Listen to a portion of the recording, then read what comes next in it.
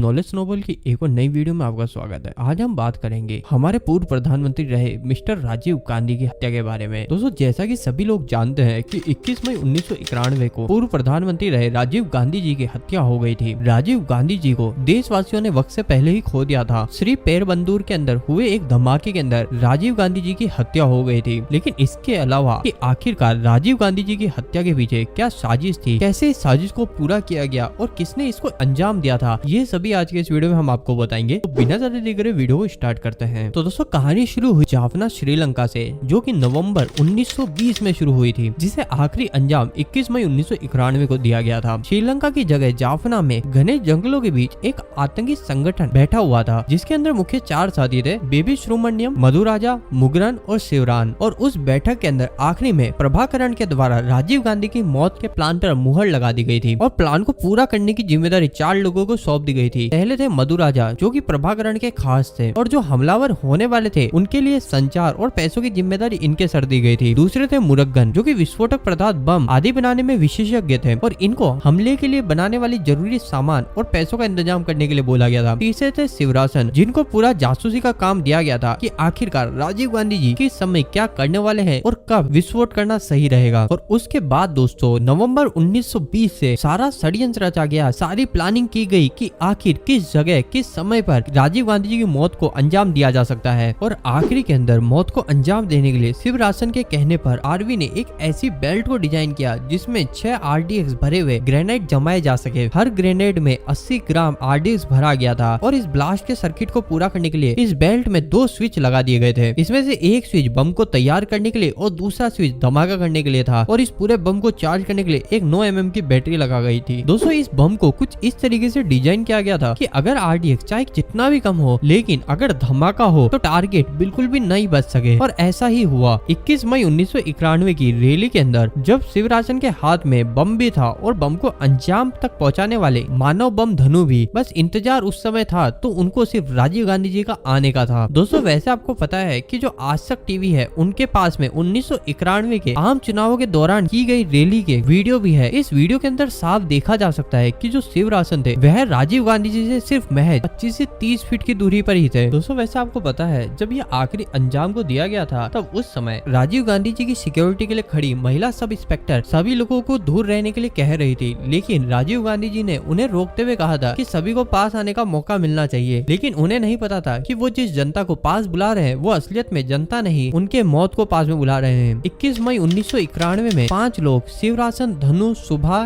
नलिनी और हरिबाबू इस साजिश को करने के लिए रैली में पहुंचे थे। और इसके बाद जब वह जनता बनकर राजीव गांधी जी के पास गए तो उसमें से नलिनी ने राजीव गांधी जी को माला पहनाई और पैर छूने के लिए जैसे ही झुकी और उस समय बम की पूरी साजिश को किया गया और पूर्व प्रधानमंत्री रहे राजीव गांधी जी देशवासियों के बीच में से वक्त से पहले ही चले गए। वैसे दोस्तों, भारत के पूर्व प्रधानमंत्री राजीव गांधी की हत्या पर अभी एक वेब सीरीज भी बनने जा रही है। यह एक क्राइम शो होगा जिसमें राजीव गांधी हत्याकांड की गुत्थी को भी सुलझाया जाएगा। राजीव गांधी जी मात्र 40 साल की उम्र में, मतलब युवा अवस्था में ही प्रधानमंत्री बन चुके थे और वह दुनिया भर में तेजी से अपनी पहचान भी बना रहे थे। लेकिन देश के प्रधानमंत्री पर हुए इस आत्मघाती हमले पर बहुत से लोगों ने यकीन के लायक भी नहीं समझा। लेकिन जब उनके सामने सच्चाई सामने आई तो सभी लोग सोचकर हैरान में पड़ गए। वैसे दोस्तों, जल्द ही आपको इसके ऊपर वेब सीरीज भी देखने को मिलेगी जिसका नाम होने वाला है ट्रेल ऑफ एन असैसिन। तो दोस्तों, आज के इस वीडियो को सिर्फ यहीं खत्म करते हैं। अगर आप इसी तरह और भी वीडियोस देखना पसंद करते हैं, हमारे चैनल को सब्सक्राइब कर सकते हैं। आज के लिए इतना ही, धन्यवाद।